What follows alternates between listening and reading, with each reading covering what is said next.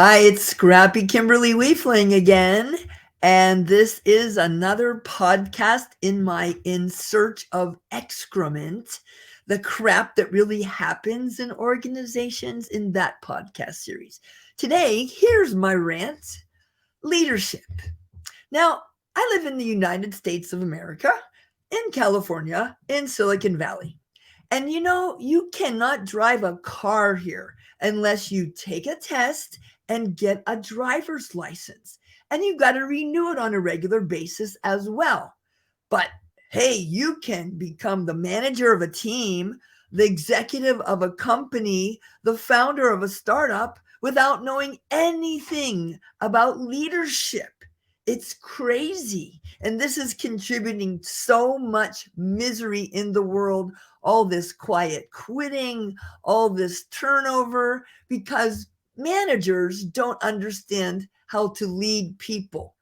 What is management? What is leadership? What's the difference? Well, here's a simple, easy way to remember it: lead people, manage cows. People don't want to be managed. And if you want to be a leader of people, you've got to understand a simple, basic fact that all that you need to know about leadership can fit on one piece of paper. I put mine on one piece of paper as a reminder. These are behaviors, these are ways of talking, ways of listening that contribute to people thinking you're a better leader, even if you don't feel like it.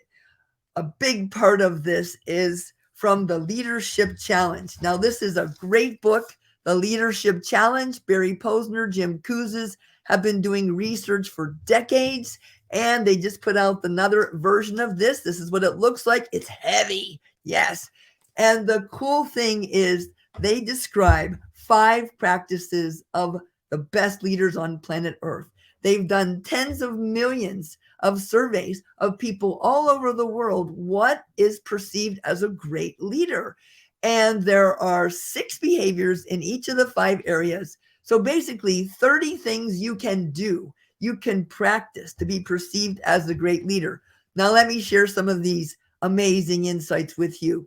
One of the behaviors is the least practiced in the entire world, one of the 30 behaviors, and it's asks for feedback on how their actions affect their people's performance. That's right. All over the world, leaders do not ask for feedback about how they are impacting their people. Why is it the least practiced in the world? Well, probably because very few of us are skillful at giving and receiving feedback. Hey, we can talk about that on another session. The least of the 5 areas, the 5 areas: model the way, inspire a shared vision, challenge the process, enable others to act, and encourage the heart. Those are the 5 practices that contain these 30 specific behaviors. The least practiced is the 5th one: encourage the heart. That's right. All over the world, leaders don't encourage, celebrate, recognize, appreciate people as much as they need to be appreciated. In the Gallup 12 survey, the 12 questions you ask people to see if they're truly engaged, the one question that asks about this is, have I received some positive feedback, some positive comment or appreciation in the last 7 days? And now when I go around the world asking leaders, hey, raise your hand if you have received positive comment or appreciation in the last 7 days, almost nobody raises their hand. But the more important question is, as a leader, have you given appreciation and positive feedback in the last 7 days?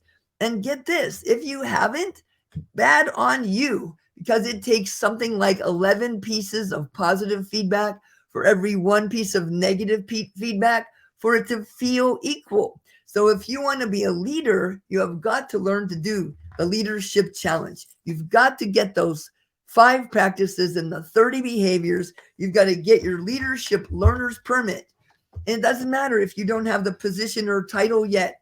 You can lead from any chair. Position in an org chart, title on a business card is not what makes you a leader. What makes you a leader is acting like a leader, communicating like a leader, and that includes listening generously, and thinking like a leader.